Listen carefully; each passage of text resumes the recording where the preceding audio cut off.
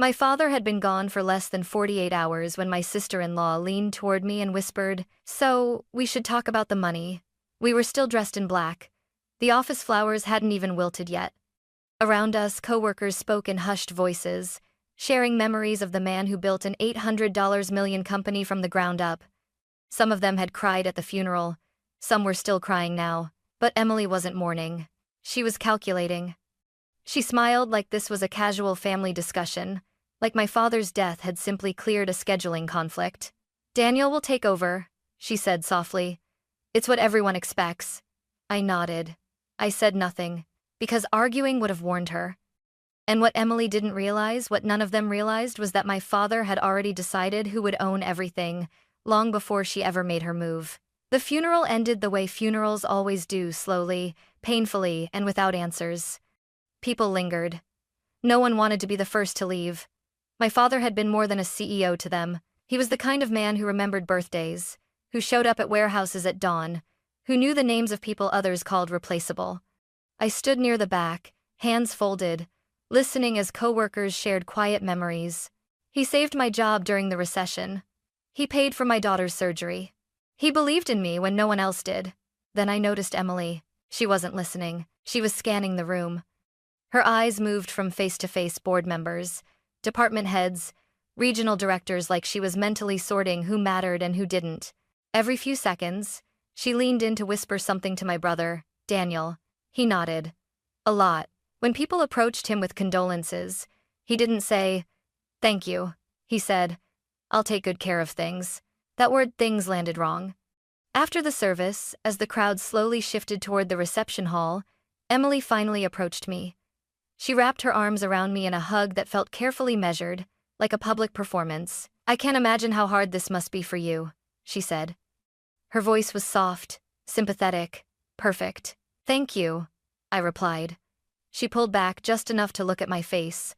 Her eyes sharpened. "Daniel's going to have so much on his shoulders now," she continued. "The company, the legacy, all that responsibility." I waited. She smiled. "But it's good that everything is already structured."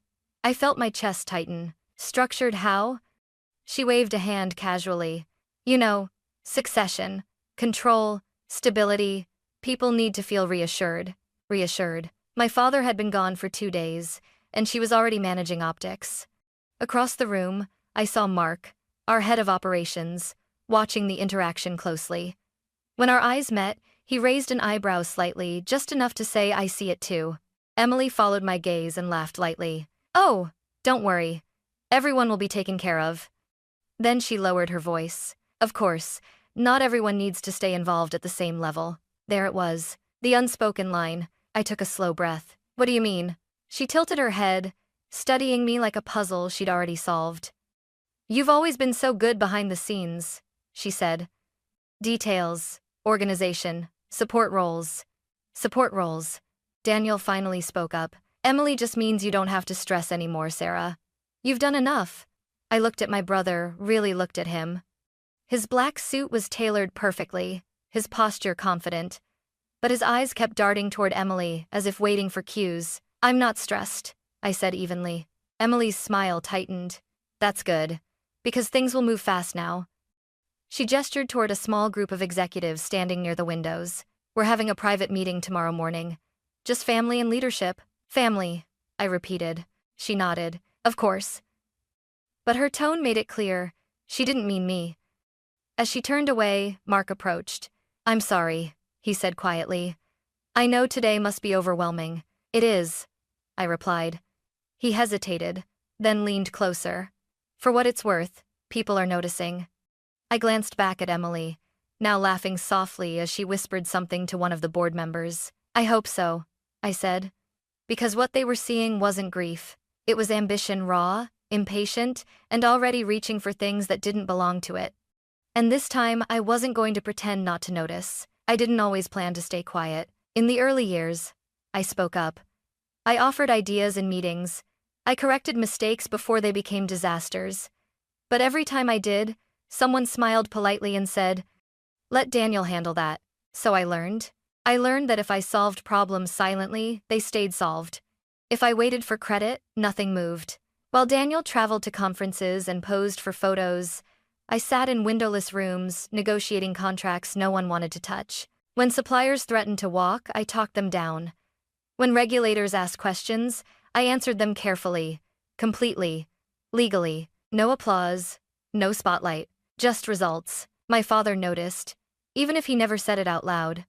Late nights were when he trusted me most. He would call after everyone else had gone home. "Tell me the real numbers," he'd say. And I would. Not the polished version. Not the one prepared for shareholders. The truth. Sometimes he would sigh and say, "I don't know what I'd do without you." I held on to those words longer than I should have, because outside his office, the narrative was different. Emily once laughed during a company dinner and said, "Sarah's the one who keeps everything tidy."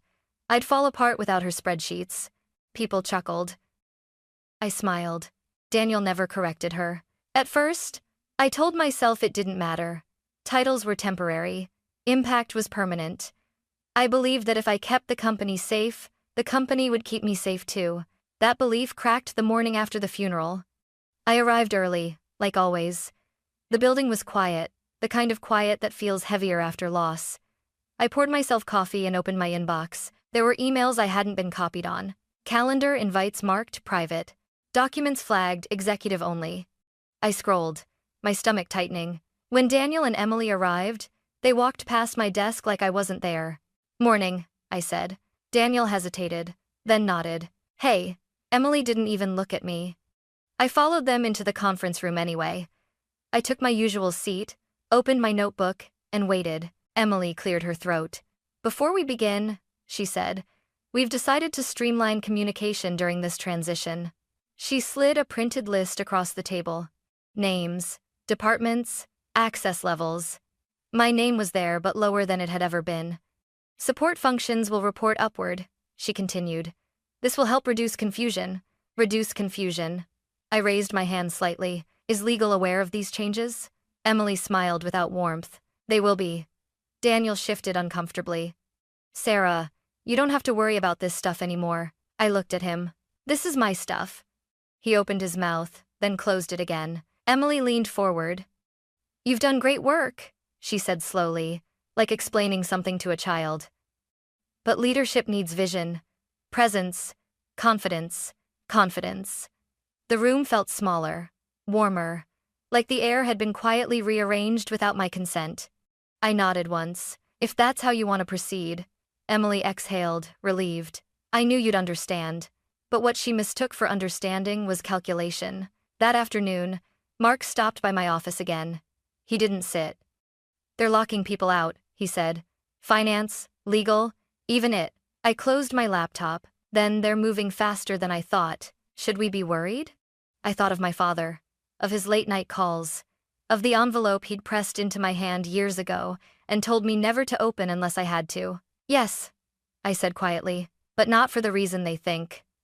Because while Emily was busy rearranging chairs, she hadn't realized something fundamental. She was standing on a foundation she didn't understand. And foundations don't collapse loudly at first. They crack, slowly, then all at once. By the end of that week, the company felt unfamiliar. Not broken, not chaotic, just off. Doors that were always open were suddenly closed. Meetings happened behind tinted glass. People lowered their voices when Emily walked past, then looked down at their screens like nothing had happened. Daniel and Emily had moved into my father's office. They hadn't changed anything yet. That came later. For now, it was the symbolism that mattered. Emily sat behind his desk like it had been waiting for her. "This will only be temporary," she said during the first executive briefing. "Until everything is finalized." Finalized. She spoke like the outcome was already decided. Mark sat across from her, jaw tight. "Finalized according to which process?" Emily smiled. "Let's not get lost in procedures. Everyone knows Daniel is the natural successor." Natural. That word echoed in my head. I glanced around the room. A few people nodded, out of habit more than conviction. Others stayed perfectly still. "I'd like to see the transition plan," said Laura, our head of compliance. "Specifically how authority is being transferred." Emily's fingers paused mid-tap on the table. "We're handling that internally," she replied. Laura didn't back down. "With respect, that's not how governance works." Daniel shifted in his seat. Do we really need to slow things down with red tape? Laura met his eyes. Red tape is what keeps this company out of court. The room went quiet. Emily laughed softly. Let's stay positive. Senate's not of the misers Andrews have said.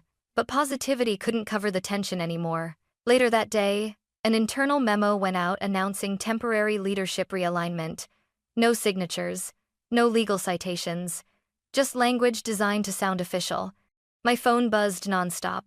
Did you see this? Is this approved? Are they allowed to do this? I answered carefully. I'm reviewing. That night, I stayed late. So did half the building. Mark appeared in my doorway around 9. They froze a vendor payment, he said. A big one. No explanation. That contract has penalties, I replied. Severe ones. I know. I closed my eyes. They're testing limits. Whose? Everyone's. The next morning, Emily called an all-hands meeting. She stood in front of the auditorium with Daniel beside her, smiling like this was a celebration. Change can be uncomfortable, she said, but it's necessary. Someone in the back muttered, so is transparency. Emily ignored it. We ask for your trust during this transition, she continued. There's no need for speculation. That was when Mark stood up. With respect, he said evenly. People aren't speculating. They're concerned. Emily's smile faltered. Concerned about what? She asked. About legality, Laura added from the side aisle. About stability. About whether this company is being protected or rushed. A ripple moved through the room. Heads nodded. Eyes lifted. Daniel stepped forward. This isn't the time for doubt. Mark didn't sit down. Then it's the time for answers. Emily's face hardened. We're family, she said sharply. This doesn't need to be a debate. I finally stood. It does, when family decisions affect thousands of employees. Every eye turned to me. Emily stared, stunned. I didn't realize you were speaking for the company now. I kept my voice calm. I'm speaking for the structure your husband inherited and is now ignoring. The room held its breath. For the first time since my father's death, Emily looked uncertain. Not afraid, but aware. That afternoon, legal requested a formal review. Finance refused to release funds without documentation. IT quietly restored access Emily had tried to revoke. Nothing dramatic.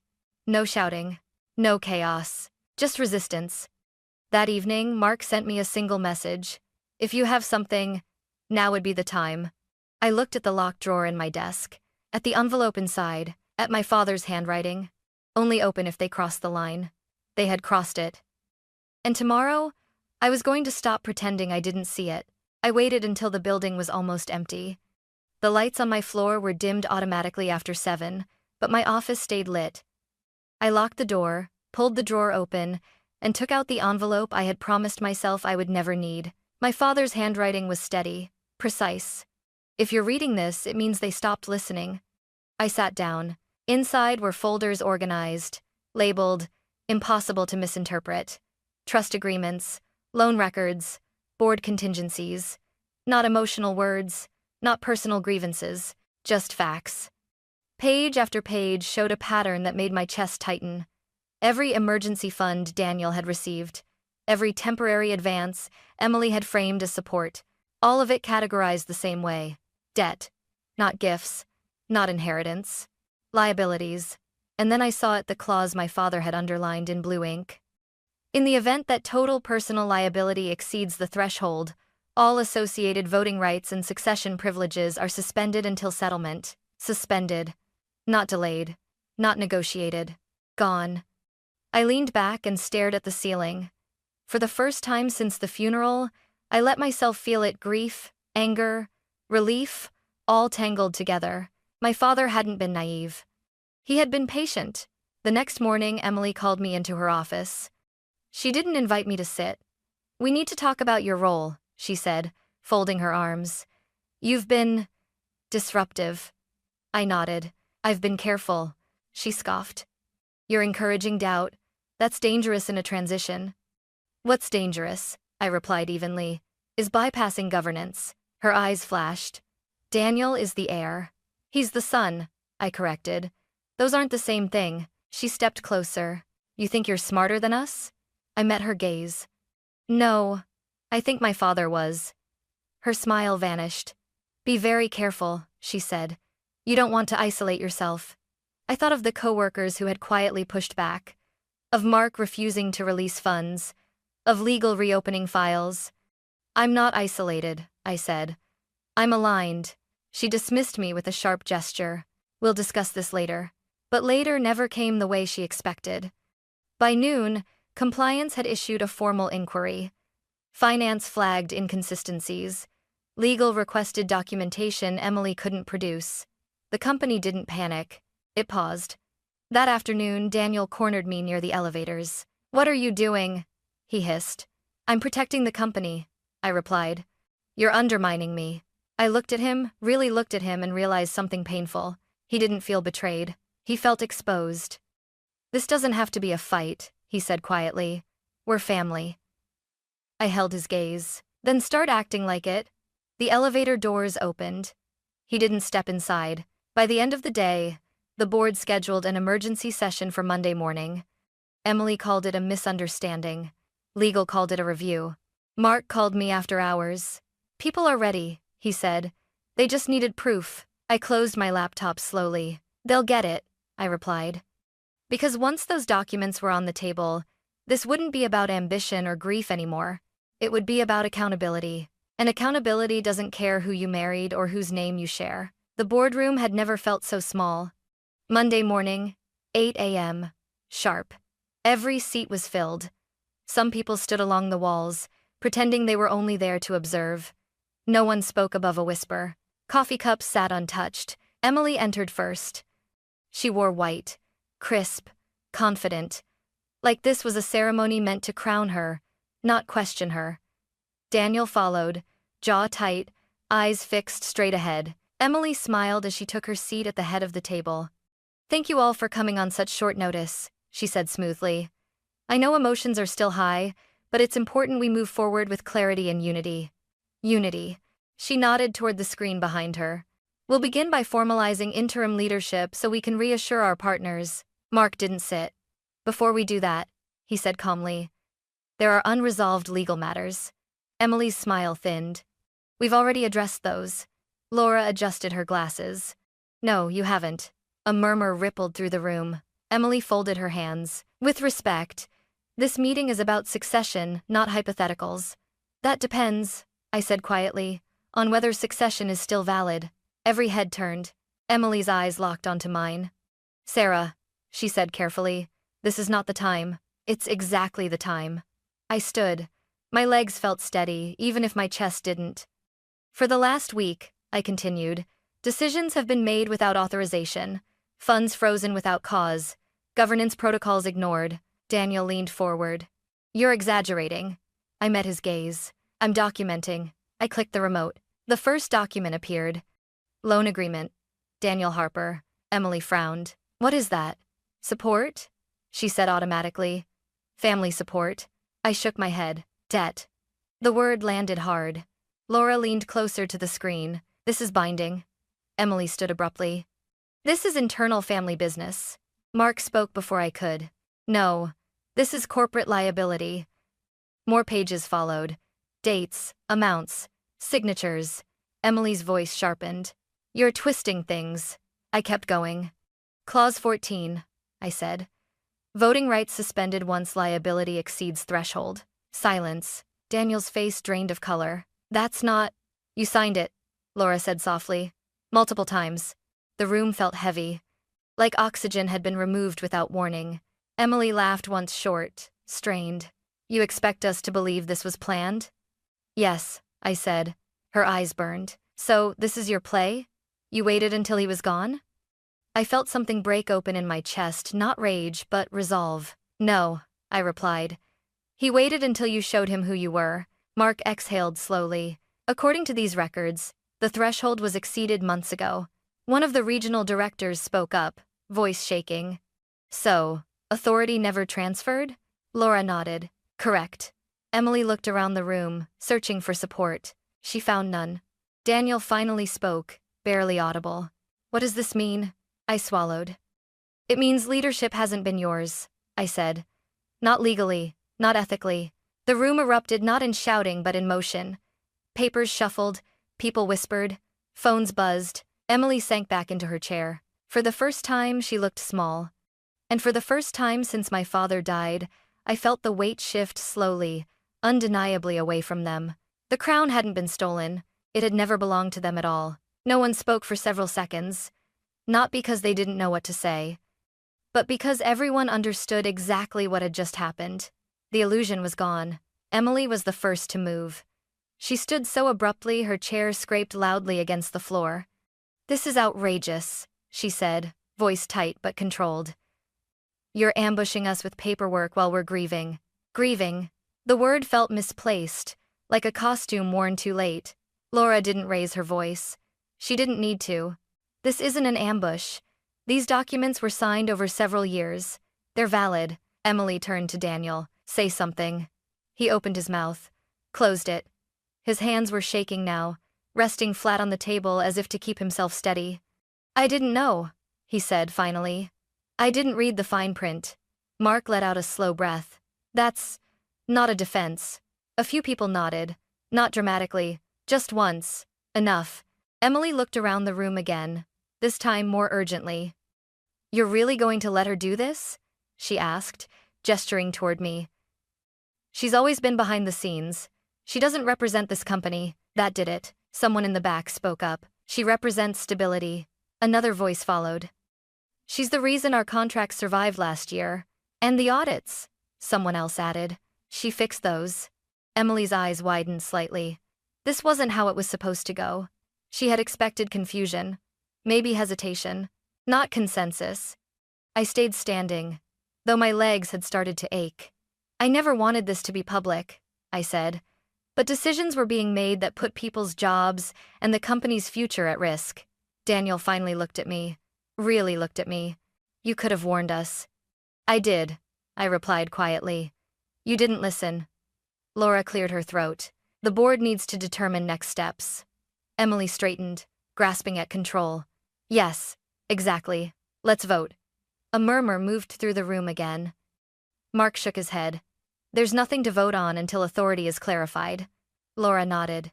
"Under the trust structure, interim control defaults to the party who satisfies outstanding liabilities. Age in the sayings of the nastated Beitners. Heaven ever buys first for bees. It is firsted buys brops. In this fasted, in the daxus." Every eye turned to me.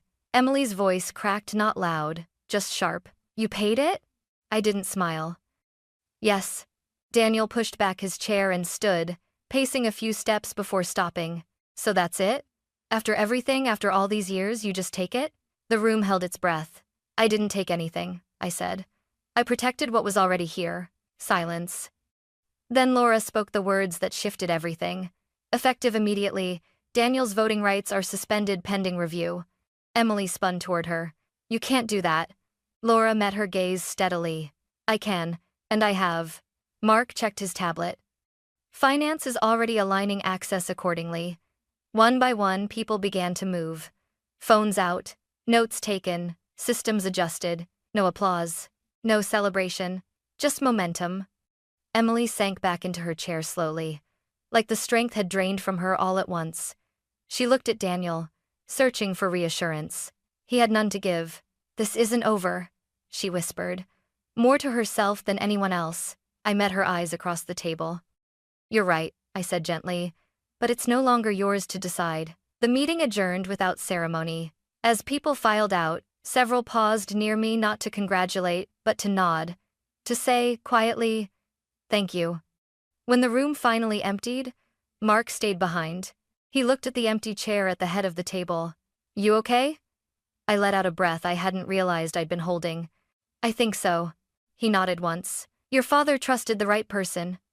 I stared at the documents still glowing on the screen. For the first time since my father died, I didn't feel like I was bracing for impact. The impact had already happened.